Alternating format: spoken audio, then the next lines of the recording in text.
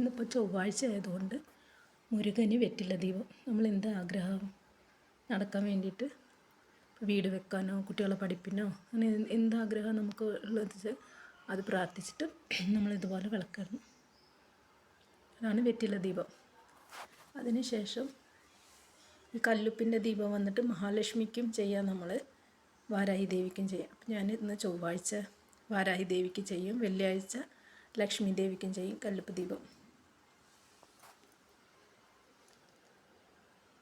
അങ്ങനെ ചെയ്യുമ്പോൾ നമ്മളെ വീടിന് ഐശ്വര്യവും സമ്പത്തും സമൃദ്ധിയും, അതെന്ന് വെച്ചാൽ നമ്മൾ കോടീശ്വരന്മാരാവും അങ്ങനെയല്ല, എന്നാലും നമ്മൾക്ക് കാര്യങ്ങൾ തടസ്സമില്ലാതെ പോവുക.